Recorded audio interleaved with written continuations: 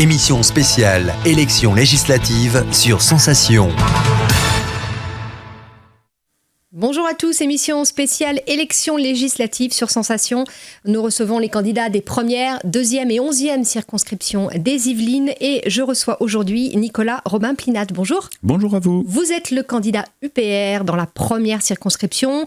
Je rappelle, la première circonscription, Guyancourt, Montigny-le-Bretonneux et une partie de Versailles. Tout à fait. Est-ce que vous pouvez vous présenter à ceux qui nous écoutent ? Alors j'ai 37 ans, j'ai fait mes études à Versailles depuis l'école maternelle Charles Perrault jusqu'au lycée Hoche, une maths sup à Saint-Germain-en-Laye, une maths spé à Versailles à nouveau au lycée Sainte-Geneviève, puis j'ai intégré l'école nationale des ponts et chaussées. Après avoir travaillé très peu dans l'industrie, un petit peu plus d'1 an chez Thales, j'ai passé et obtenu l'agrégation de mathématiques et je suis parti exercer dans les Landes, puis en Guyane française où j'ai acheté ma maison et commencé à faire ma vie dans ce magnifique coin d'Amérique du Sud, à côté de la frontière avec le Suriname. Et puis en 2012, mon père a eu un très grave AVC qui l'a laissé hémiplégique, aphasique, incapable de s'alimenter. Et comme j'avais choisi de m'occuper de lui en fin de vie, j'ai demandé une mise en disponibilité. C'est-à-dire que je ne gagne plus d'argent, je ne progresse plus dans l'ancienneté, je ne cotise plus pour ma retraite pour pouvoir être à plein temps auprès de mon père, ce que j'ai fait. Depuis la fin de 2012 jusqu'à son décès en mars 2016. Donc j'employais des soignantes, des femmes formidables qui venaient s'occuper de mon père. C'était surtout de la présence en fait, j'étais surtout auprès de lui. Et donc j'avais beaucoup de temps libre, donc je lisais, je me documentais sur internet et j'ai découvert l'UPR, l'Union Populaire Républicaine, par le biais d'une conférence de monsieur Asselineau sur internet.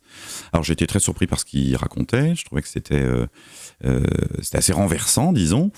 Comme je suis d'un naturel assez scientifique, cartésien, dubitatif, j'ai voulu vérifier tout ce qu'il racontait, donc j'ai regardé toutes ces conférences 2 fois. Puis je suis allé rencontrer monsieur Asselineau à une conférence, je suis allé voir des adhérents, je voulais voir quel était leur profil, c'était des jeunes, des vieux, des gens au crâne rasé, des gens aux cheveux longs, enfin voilà, je voulais voir si c'était la France ou si c'était une petite population. Et puis enfin, j'ai écouté ce que disaient des journalistes ou des personnes qui avaient quitté l'UPR, qui pouvaient avoir un son très critique, parce que j'aime bien entendre tous les sons de cloche. Voilà. Au bout d'1 an, j'ai adhéré. À l'été 2015. En 2016, j'ai pris la responsabilité de la délégation des Yvelines qui compte aujourd'hui 710 adhérents. 710e a adhéré hier. Et c'est dans la continuité de cet engagement que j'ai accepté de porter les couleurs de l'UPR dans la première circonscription des Yvelines. Alors on le sait, M. Asselineau n'a pas fait un score extraordinaire à la présidentielle, mais l'UPR tient quand même à présenter des candidats aux législatives. Pour quelle raison ? Alors, pas fait un score extraordinaire, je vais me permettre de relativiser un petit peu. C'est-à-dire que M. Asselineau a été banni des grands médias pendant 9 ans, 11 mois et 15 jours. L'UPR, c'est un parti qui a été créé le 25 mars 2007, donc on a fêté nos 10 ans cette année. Je crois, j'avais fait le compte qu'en 2016, il y a eu quelque chose comme une 50aine de partis qui ont été créés. Voilà, il y avait monsieur Hamon qui avait créé un parti qui s'appelait Elpis, il paraît que ça veut dire espoir en grec, je trouvais que le nom n'était pas très très bien choisi. Il y avait madame Alliot-Marie qui avait un parti qui s'appelait Le Chêne, je crois. Monsieur Chevènement avait créé pas moins de 3 partis. Rapidement, parce qu'on n'a que 7 minutes malheureusement. Pas de problème. Donc voilà, donc ce que je veux dire, c'est qu'on est un parti récent. Il y a beaucoup de Français qui ont découvert les analyses de monsieur Asselineau au moment de l'élection présidentielle. Voilà, je pense que ces élections il a participé au débat quand même. Tout à fait, c'était à un débat, puisqu'il y en avait eu un premier où on avait présélectionné des grands candidats et des petits. Bon, ça n'existe pas dans la Constitution, il y a des candidats et des candidates, point.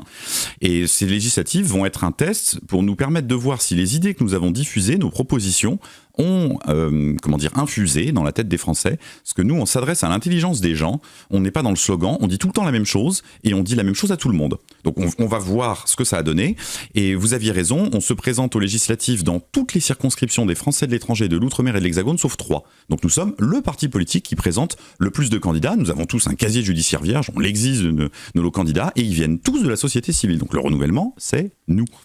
Alors, première circonscription que vous représentez, si vous êtes élu, quelles sont les priorités sur cette circonscription ? Je rappelle, Guyancourt, Montigny et une partie de Versailles. Oui, alors quand on est élu député, on est député du peuple français. On vote les lois de tous les Français. Si on est dans une délégation parlementaire à l'étranger, on représente tous les Français. On est juste élu dans un territoire, mais on ne fait pas plus. Voilà. On confond souvent les débats entre l'exécutif local et le législatif qui est global. Donc je veux dire quelles sont mes priorités à moi, mais elles ne concernent pas spécialement la première circonscription.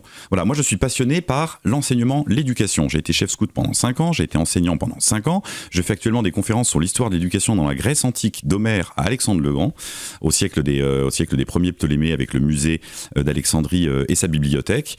Je pense qu'il y a beaucoup à faire dans l'éducation nationale. Voilà, ça c'est ce que je porte particulièrement moi, mais également à l'UPR, nous avons beaucoup de projets de moralisation de la vie politique. Monsieur Macron a prévu une loi, c'est très bien, mais il faudra aller beaucoup plus loin. Reconnaître le vote blanc de plein exercice entier et révocatoire, permettre le référendum d'initiative populaire, un sujet, par exemple, le cannabis. On nous parle du cannabis, je ne sais pas si c'est une priorité du moment. Si 500 000 Français déposent une pétition en mairie ou en préfecture, eh ben, ils pourront, avec le référendum d'initiative populaire, saisir le gouvernement qui demandera aux Français de trancher par référendum après un débat approfondi de 6 mois. Vous êtes toujours sur le Frexit. Monsieur Asselineau était ce candidat du Frexit. Vous le portez d'ailleurs, votre t-shirt. J'ai ce magnifique t-shirt, vous avez raison. Voilà. Il faut voir ce qu'on met derrière ce mot-là.